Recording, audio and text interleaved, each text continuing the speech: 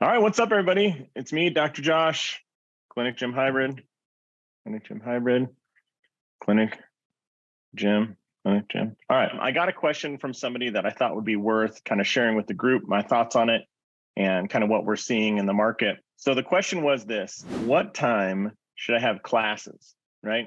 And I think that sometimes people ask that question, and there's some very simple solutions that sometimes people miss. And I also want to bring up maybe kind of zoom out a little bit and think about like, how are we approaching this problem and why is it such a big deal to have the right hours for your classes? So let's start there. What hours, if you were to start a class, right? If you've never had fitness classes before, if you were to start a class, what hours would you want to have them offered? So this is starting out, right? So the first thing I would say, if I were to start one class, assuming that you have a decent sized space and it doesn't disturb clinic operations, we'll get to that in a second. But if it doesn't disturb clinic operations to have a class, I would look first at when is the clinic the busiest, for two reasons. I would look at when is the clinic the busiest, and let's just assume that from 3 to 5 p.m. on weekdays is the busiest time you have, right? Maybe it's mornings, maybe it's around noon, whatever. It's always different based on the geographic market and stuff. But I would first look at that for two reasons. Number one, it's when it's busy that time in your clinic. So those are the most requested visits or most requested appointment times. That means people can come in at those times. So they can make it into your clinic and gym in your office at those times, right? That's why they're asking for those appointment times. And if you have to push them later or earlier, what it's telling you is those times that you're pushing them to are less convenient. So when they balance out their workload, their kids and everything, bang, they say, hey, I can come at 4, 4:30, or 5. Those are or maybe it's 3, 3:30, 4, or 4:30, right? So again, 3 to 5 p.m. Those end up being the best time to come in. So that's what I would look at first. So that's the first reason, because your customers are telling you, hey, I can come in during that time, right? The second reason I would do that is assuming that there's a line of sight from your waiting room or from your clinic into your gym. It's a fantastic demonstration of what you believe in, of your mission, of having a blended clinic and gym. And it gives the opportunity to walk out with somebody from the clinic that you just got done treating. And usually you can point to somebody in the gym and go, hey, I know, Mr. Johnson, that your back is hurting, but look in the gym right there and you'll see Steve. And 6 weeks ago, Steve could barely walk. His back hurt so bad. And look at him now. He's doing pull-ups. He's doing deadlifts. He's doing squats with weight, whatever he's doing at that time. But it reassures those patients, and they see an example of how great your care is. In just a few weeks, I could be doing that high-level exercise, right? So it's super powerful in that way. And when you have that busiest time in your clinic, what better time to try and push all those patients, get them started in the process of getting to your gym? You can say, there's Steve, he's lifting. I want you to be there too. Let's set up a time for you to do initial assessment with our trainer. Or, hey, I want you to get there, but we got to get rid of this pain first before I feel comfortable with you graduating to the gym. And again, we always say this: graduating to the gym, or we want to treat the gym handoff as a accomplishment, not as a secondary kind of care, like a second-rate care. So anyways, I would use that time. So if I were setting up initial classes, I would say, when is our clinic the busiest? And look at those times. The other times that I would look at it, okay, is based on, this is if you don't have the square footage, or if having the gym going kind of disturbs your clinic. What should you do then? It's very simple. I think the best example of this was Chip Bleem. Chip had almost no space. He had 200 square feet, right? 10 feet by 20 feet of just hardwood floor and nothing else. No equipment whatsoever, except for a band station mounted on the wall and a single row of kettlebells along one side. That's all the equipment he had, and he started classes. Now, what he did, because it was kind of a big chunk of his clinic, he started when it wouldn't disturb operations. So I believe his first class was 12 to 1, Tuesdays and Thursdays. He treated patients up until noon, then that class ran from 12 to 1. I think he started back with patients at 2 p.m. Right? So he went 12 to 1 because they could swing the kettlebells, they could do whatever they want, and it wouldn't disturb the clinic. And then he added a second class because Chip's so good and it expanded. So he went 12 to 1 and 1 to 2. And this guy is running classes, only 4 people in each class, partly because that's the only space he had was 200 square feet. So he's shoving them in there, and they can only use kettlebells because Chip found out real quick, you don't have room for barbells and you don't have room for people to lay down, because those two things are about 6 feet of space each. And with 4 people in a 200 square foot space, it just doesn't work. Anyways, so Chip proceeded to do that and had his first 2 classes at times when it didn't disturb clinic operations, right? So that's fantastic. So you have those classes either when you're most popular or when you can window it with your clinic operations. But I don't think the conversation should stop there. One of the greatest parts about having a clinic gym hybrid is that your gym makes money at times your clinic doesn't, and vice versa. If you look at any gym in the world, they're popular, they're not full all day long. Now, they're, a big gym like a Lifetime Fitness or 24 Hour Fitness, they're busy all day long, but there are definitely lower times when there's less people taking advantage of the gym. And so use that to your advantage. For example, gyms are almost always busy at 5 a.m. and 6 a.m. And some of them are busy at 7 a.m. In my experience, the most common time people start clinic is at 8, 8:30 or 9, right? So that 8 to 9 hour. Well, if you can start classes at 5 a.m. and you don't start clinic until 8 a.m., that gives you 3 hours of revenue generation that your clinic doesn't have. Right now, I know there are people out there. In fact, I know a woman who would prefer to start at 5 a.m. Right? She and a lot of her patients would come see her at that time. Totally cool, but there's going to be some dip in when you don't see patients, and so at those times, your gym can be making a lot of revenue. In a perfect world, you would have classes before your clinic ever opens up, and then if your neighborhood or your area uses it, classes at lunchtime when your clinic might be closed or you guys are taking a break, offer classes then, and then offer classes in the afternoon. Most gyms are busy 5, 6 a.m., sometimes 12 to 2, and then again starting at about 3 or 4 p.m., depending on the area, and it goes all the way till 7, right? So if you're looking at when you should run classes or how you can make revenue, I would go to your local gyms, go to local 24-hour fitness and go at those different times and find out when are they the busiest. Secondary question to ask you with that, or ask yourself there, is when are they the busiest with your type of clients? So here's another layer of when should you offer your classes. There may be external pressure to offer class at a certain time. So let's address that real quick. I think the easiest example for people to understand in this one is, let's say that you are incredibly driven and motivated to work with high school aged athletes, right? High school aged athletes. Fantastic. I love it. I worked with high school age athletes as well. And one thing you quickly learn is that high school age athletes cannot come when high school is in session, right? So you got to offer classes at 3, 4, 5 p.m. You got to offer class in the afternoon because they have to get out of class, and then they might have additional things like practice. If they're a football player, they might have football practice till the evening, or they might have a club going on, right? Or a AP honors class that's only offered in the afternoon. Whatever it is, if you want to work with high school aged athletes and it's not the summertime, then you're going to only work in the afternoons. Now, I will agree, sometimes they'll come in the mornings. And I trained I had a golf team that the local high school trained their golf team it was like Monday, Wednesday, Friday at 6 or 5:30 a.m. They went 5:30 to 6:30 a.m. and started school at 7. And they were motivated. They were awesome. But I just think you're going to have to do it very early, which is less likely with high school age kids, or afternoon. And so that might create the pressure as to when you want to start your first class, right? So if it is a high school age athletes, then look at when they're going to be there.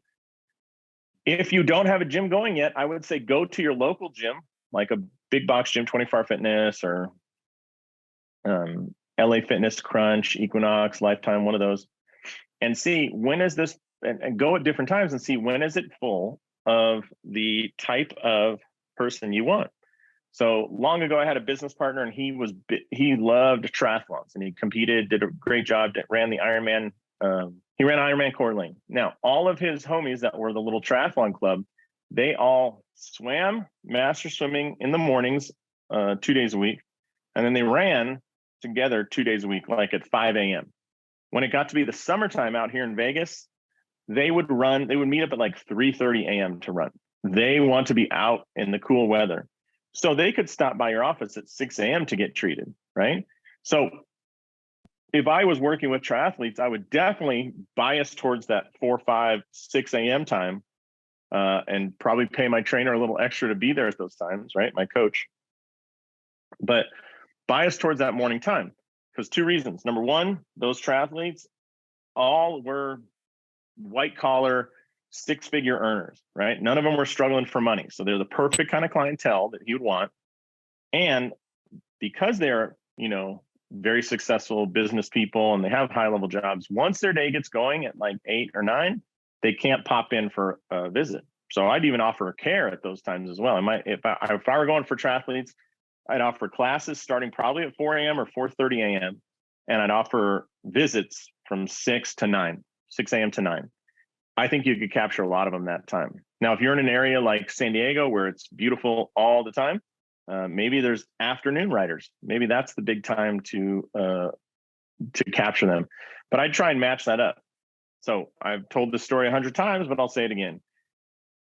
When I was working with golfers, if they're pro, semi-pro, or collegiate, they've never teed off after 9 a.m. I'll just say that. It's very rare for them to have a tee time later than 9 a.m. Most of them are teeing off at 6:30, 7, 7:30, and 8, right? Comparatively, we had a couple NBA players. They don't even wake up till 10 or noon because every game they've ever played starts at 7 p.m., maybe even later.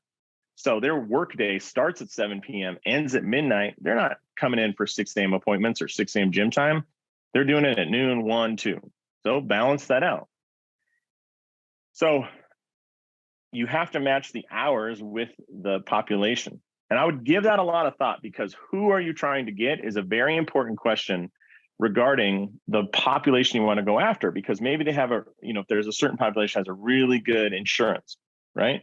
So if they have really good insurance, we can, you're going to get paid better. If you want to do cash, you want to do a really high-end insurance, it's worth looking at that instead of changing your whole schedule for people that can only come in with crappy insurance or who won't pay cash. So it's worth a look there.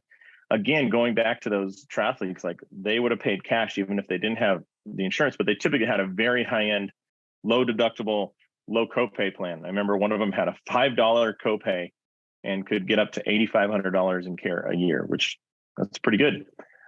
Anyways, that's if you want to go for insurance. But I think that going back to the core message of this episode is, when you're setting up your hours, there are a lot of things to consider.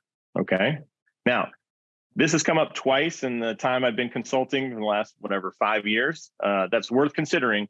The other thing, somebody shifted their hours around because their neighbor, so they shared a wall with another company, and the neighbor was only in there till 4, and then they left. And so they opened it up because the sound from their gym was alongside that wall. So sharing space with, what would you call that? If the neighbors on either side of you are disturbed by what you do, again, I think that falls under the, can you operate your gym at the same time as your clinic? But it's worth considering, and it's actually worth talking to your neighbors if that's going to be an issue, and say, hey, we're starting some classes here. And I think just be a good neighbor. You can set up the sound system on the opposite wall, do a couple things like that to make sure it's copacetic for everybody. I have been asked to leave a space with our golf simulator. And I think if we would have shifted the hours, we'd probably have been fine, but it pissed me off. We had our golf simulator set up, and the next door neighbor was like, when you hit those golf balls, it's so loud, it scares us, blah, blah, blah. And so when time came to renew the lease, the landlord said, you rent 1,500 square feet. The next door neighbor rents 7,000 square feet. So I'm going to back her up, and you got to find a way. And I said, unfortunately, what if I mitigate it by, installing some sound barriers and stuff? And he said, that's fine. But if it doesn't work, I'm still going to ask you to leave. I was like, I don't want to invest $2,500 into something that might not work. All right, so I hope this was helpful. Now, there's one more layer I think worth addressing. So you want to look at, when are you the busiest, or when can you shove people in there that won't disturb everything? Number three, what is the group you want to go after, and when do they want your classes to be, I think is important. And then finally, this idea. We're talking about using this space for classes because classes and that membership base, I think, is the best business move you can make. I think, if you look around, memberships is where everybody is going. Amazon Prime, Netflix, Costco, Harry's Razors, Dollar Shave Club, everything is going towards a membership. Hell, the car wash that I go to, we're members of their car wash program, right? It's where everybody's going because your revenue becomes so predictable. You can adjust the price, people pay. It's just a better model. I would move every aspect of your business to membership if you could. If you feel comfortable charging people a membership base, like look at the Joint. It's the fastest growing chiropractic office out there. Why?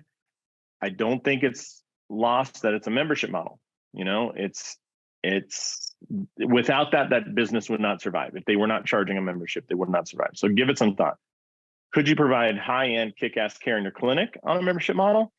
It'd be tough. It'd be tough to set the right price point, but I think it's worth it. And it's a good one. It's going to be tough if you also accept insurance, FYI. So you might want to talk to a really good attorney about that. But I think it's worthwhile because your revenue becomes so predictable. And I always use the example of Netflix. Early on, they charged something like $7 or $11 for their membership. And look at them now. After just 5 to 10 years, they have grown so big that they're buying movies. They have their own studios. They're paying comedians tens of millions of dollars to do a Netflix special. It's insane. Why? Because they have predictable revenue. They're not wondering where their next patient or their next customer is going to come from. They're making the most of the existing ones. And that's what you should do in a membership model. Anyways, where am I going with that? These classes would be membership based, right? Now, what do you do if you have classes at, let's say, 5, 6, and 7 a.m., and then you don't have another class till noon? What do you do with the space if it's available? Some people, like Chip, it was part of his clinic space. It was his rehab area, right? And there was just barely enough space to do rehab with patients. So that's why he couldn't have classes going all day long.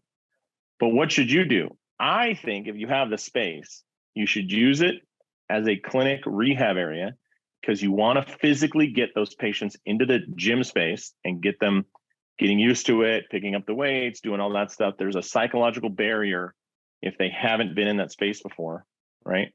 And that psychological barrier erodes if you physically walk them in there and use the same equipment they're going to use in those classes later in their time with you. Also, I think that you should look at that time as an opportunity to do cash-based rehab. So what is cash-based rehab? In our 3 phases of the clinic gym hybrid model, first phase is exercise. You got to give every one of your patients exercise every visit. If you don't do that, everything I'm talking about today is going to be incredibly hard. We'll start out exercise. The second thing is the trainer as a CA. What does that mean? You start taking that trainer, teaching them everything you know, and they start helping you with rehab. And after a few months, they can do rehab on their own. And what you want to move into is that your patients are scheduling appointments with your rehab, your CA/trainer, your rehab staff. They're scheduling appointments with them, and you as the provider never see that patient that day. So let's just say you have a care plan that's at 20 visits, right? That might be 8 visits with the doctor. So early on, it's 3 visits a week. Then week 2, you're going to add in one visit with the trainer. By week 5, maybe they're more with the trainer and you're just seeing that patient 1 time a week. Work out the numbers. I'm just spitballing here, but you want to get into the area where they're doing cash-based rehab, meaning the trainer, the CA/trainer, is taking them through rehab for about an hour long, and the patient is paying cash for that service, and they are never encountering you. Now, this can be done under the umbrella of the care plan, right? The care plan is up to you as the doctor. The care plan is different than the financial plan. So if you're charging insurance for those visits with the visits for the chiropractic visits, you need to check your state laws and whatnot if this can qualify as supervised care. In some states, supervised means that you've trained the individual and that they can contact you. For example, in the state of Nevada, a PA, physician's assistant, is considered supervised as long as they have, what is it called? It's the silliest law in the world. It's supervised as long as they have one-on-one contact with the doctor. What does that mean? It's been defined in our state as the ability to fax, call, text, or email the doctor within 24 hours of seeing that patient. I mean, the doctor could be in Hawaii and the PA could be here in Vegas, and it counts as, supervised. Anyways, check with your local state laws. I know that some people in the group, they have very strict state laws. And in our Facebook group, when I say that, they have very strict state laws, which means the doctor must maintain a line of sight to anybody providing care under that treatment plan. So that means you need to treat that person and be able to watch. Now, if that's you, I'll get to that in a second. Some states just say, hey, the person is trained by you and they can reach out via call, text, email if anything goes wrong, or the doctor, some states say the doctor needs to see the patient more than 30% of the time, aka a third of the visits need to be with the doctor, sometimes even less than that. Whatever it is, make sure it's compliant with your local laws. But once it is compliant, maximize that stuff, man. Crank it up. Like, do everything you can to you want to get as close to that legal limit in the scope as you can. I think a good example of that would be like surgeons. Surgeons don't take vitals. They're allowed to, right? Their scope includes vitals, but they're like, hey, listen, I'm going to just do the cutting and sewing because that's what I'm paid to do, right? And they let a medical assistant take the vitals, or a nurse or somebody else in that state. So they're maximizing their license. That's why at the end of every one of these episodes, I say, go out there and maximize your license. Use the hell of that license as far as you can. Because there's money to be made. There's profit to be made when you maximize your license. But when you tamp it down as you're the only person that can provide hands-on care, you're the only person that can provide rehab, man, you're just stomping on all your profit. Anyways, what would I do if I had a state scope that required me to maintain line of sight? I'd tell you this. So once you have a gym, you'll realize this, and I encourage you, talk to anybody that has a clinic gym, and they'll tell you that this happens all the time. You can treat many people out there on the gym floor. In fact, I would put some tables out there and I'd mount them on those floor sliders, those little slick things, super easy. You can push them to the side during classes and pull them back out. I would treat in the open gym area most of the time, probably 80% of my visits. I would probably do all my new patient exams in a private room. Why is that? Well, it allows me to maintain line of sight. If I'm in there and my CA/trainer is over in a different corner, I just need to look over there and I can maintain that line of sight with them at the time, right? And what you'll realize, it's very efficient to provide care in the gym setting. It's super efficient. And most people, barring like, I always say like dry needling somebody's glutes, I wouldn't do that in an open gym bay. It's just not, it's not nice. So you want to provide a little bit more respect than that. However, I think most of 80 to 90% of the stuff we do, adjusting, soft tissue work, early rehab, history, physical exam, run movement exams like the SFMA, all that can be done in that gym space. And again, you're getting over that psychological hump of them being in that space.